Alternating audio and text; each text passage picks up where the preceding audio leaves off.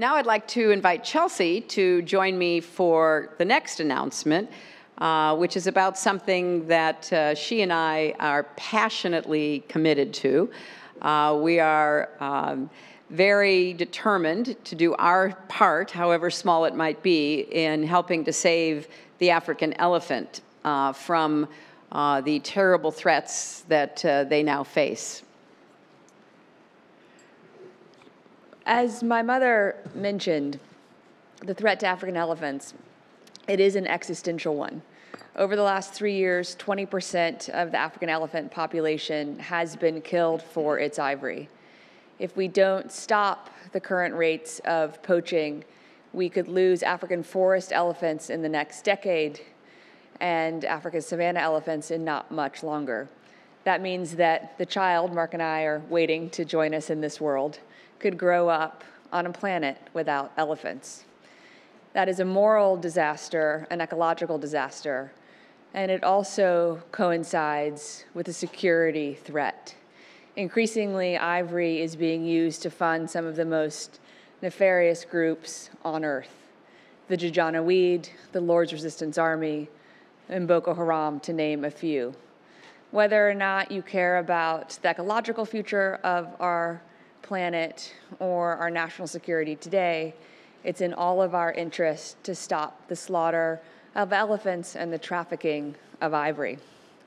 Last year, my mother and I stood on this stage with a number of partners to announce our newest commitment to action to galvanize support around stopping the killing of elephants, stopping the trafficking of ivory, and hopefully also stopping the demand for ivory products.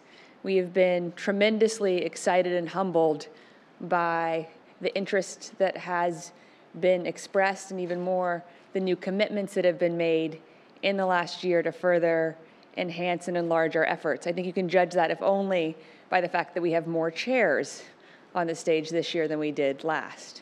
But to tell you a little bit more about what we're doing today, and hopefully to recruit some of you to join our efforts for tomorrow, I'll ask my mom to discuss where we stand in CGI 2014 versus CGI 2013.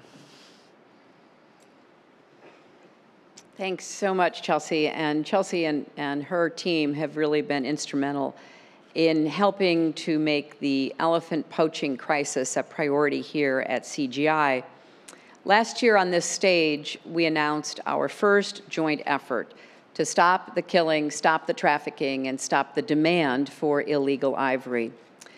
I'm very pleased that that single CGI commitment has now evolved into 21 additional commitments made by 16 individual organizations involving 58 nations and advancing on all 3 lines of action. To stop the killing, these commitments invest in improving the effectiveness of anti-poaching efforts. This includes supporting park rangers and guards through equipment, training, monitoring, aerial surveillance, and better intelligence, as well as salary and budget support. These rangers are so brave, and over the last years, hundreds of them have been murdered by the poachers, leaving their families, widows, mostly orphaned children. And so it's a dangerous occupation. Everything we can do to help countries have better protective security operations by using more rangers strategically is something we're committed to. To stop the trafficking, the Elephant Action Network will support governments taking action to strengthen enforcement at ports and markets, intelligence-led crackdowns on illicit networks, securing ivory stockpiles, and reforming laws and penalties. And finally, these commitments are working to reduce demand for illicit ivory in consumer countries and raise awareness of the causal link between the purchase of ivory products and the elephant poaching crisis in Africa. I'm very pleased that this year both New York and New Jersey passed groundbreaking laws that increase the penalties, the criminal penalties, for those who sell and traffic in ivory. In a moment, I will invite President Bongo of Gabon to speak on behalf of this broad coalition of African and Asian nations. But first, I want to recognize a number of additional supporters of this effort who are here with us today. I'm pleased to welcome senior members of the Obama administration, including Kathy Novelli, Undersecretary of State for Economic Growth, Energy, and Environment, Dr. Michelle Gadd of the Fish and Wildlife Service, and former Undersecretary of State for Public Diplomacy, Judith McHale, who chairs President Obama's Advisory Council on Wildlife Trafficking. I'm very grateful that the Obama administration has made this a major priority in the last year, and these three women are key to the implementation of that. I'm also delighted that representatives of Singapore and Cambodia are with us.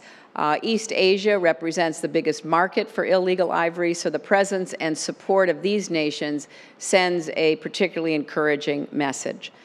Now, it is my great pleasure to call to the stage the following: His Excellency Mahinda Rajapaksa, President of the Democratic Socialist Republic of Sri Lanka; His Excellency Jakaya Kikwete, President of the Republic of Tanzania; His Excellency Binilith Mahengi, the Minister of the Environment of the Republic of Tanzania; His Excellency Bongo Ondimba, President of the Gabonese Republic; His Excellency Pham Binh Minh, Deputy Prime Minister and Foreign Minister of the Socialist Republic of Vietnam; His Excellency Harry Kalaba, Foreign Minister of the Republic of Zambia; Mrs. Dominique Ouattara, First Lady of the Republic of Cote d'Ivoire; Mrs. Margaret Kenyatta, First Lady of the Republic of Kenya; and the Honorable Catherine Novelli, United States Undersecretary of State for Economic Growth, Energy, and the Environment. And now please welcome President Bongo, who will speak on behalf of the African and Asian nations that are both gathered here and those who are working with us. Mr. President, please sit down.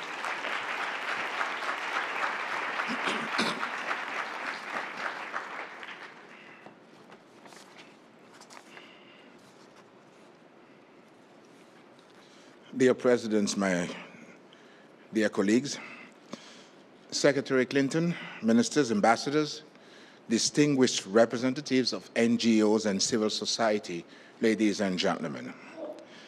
Last year, at the invitation of Hillary and Chelsea, I joined several of my fellow African presidents, as well as NGO leaders, on stage here at the Clinton Global Initiative. Our aim was to shine the international spotlight on ivory poaching crisis in Africa and to make a commitment to work together to turn the tide. In London in February of this year, at the invitation of Her Majesty's government and their Royal Highnesses Princes Charles, William, and Harry, we convened again to discuss global solutions to wildlife crime. It was at that event that Gabon, home of 2/3 of the forest elephants, joined with Botswana, home of 2/3 of the savanna elephants, as well as Chad, Ethiopia, and Tanzania, to launch the African Protection Initiative, EPI. Our intention was threefold. Firstly, to create a platform that would stimulate African governments to come together and develop African solutions to save our iconic elephant. Secondly, to encourage consumer nations to take action to close all illegal markets for ivory, specifically calling for at least a 10-year moratorium on ivory trade, with the intention to maintain the moratorium until elephant populations have recovered.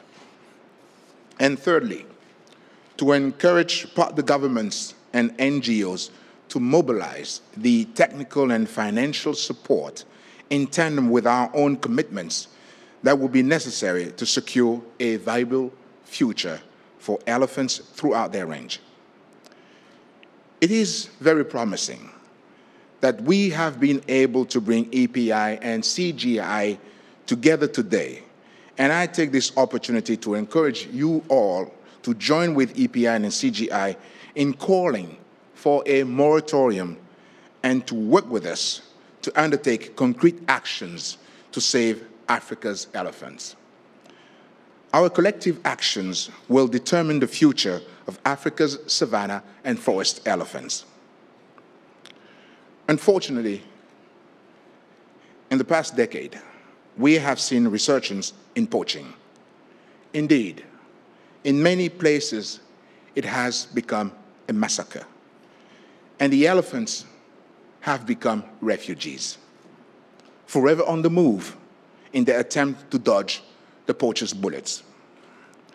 The brutality of the poachers can be shocking, sometimes firing Kalashnikov rounds into elephant legs to immobilize them, and then hacking the tusks and trunk off as their victim writhes in agony.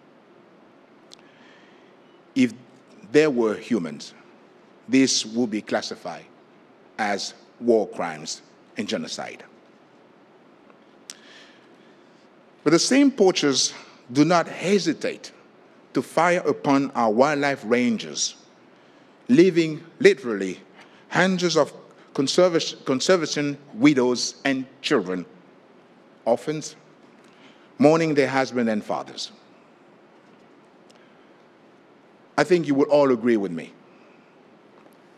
The killing has to stop now. Thank you very much. Mr. President, that was so excellent. Thank you so much.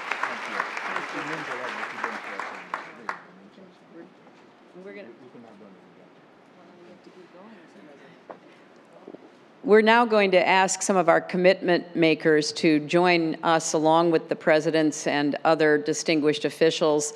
Rick Holtzman, Animal Planet, Dr. Layli Lichtenberg, African People and Wildlife Fund, Dr. Patrick Bergen, African Wildlife Foundation, Andy Wilson, Conservation International, Dr. Peyton West, Frankfurt Zoological Society in the United States, Azadine Downs, International Fund for Animal Welfare, Christian Dietrich of Interpol, Jenny Lombardo, Made for New York Fashion Week, Nick Redding, Safe Kenya, Dr. Ian Douglas Hamilton, Save the Elephants, Brian Finley, the Stimson Center, Glenn Prickett, the Nature Conservancy, Sean Wilmore, the Thin Green Line, International Ranger Federation, Dr. Christian Samper, Wildlife Conservation Society, Jeanette Helmley, World Wildlife Fund. These are very important NGOs who are working on the front lines, working with the leaders and others whom you see before you. And we are so grateful to each and every one of these commitment makers. Please recognize the importance of their mission and their dedication to being successful on behalf of the African elephant.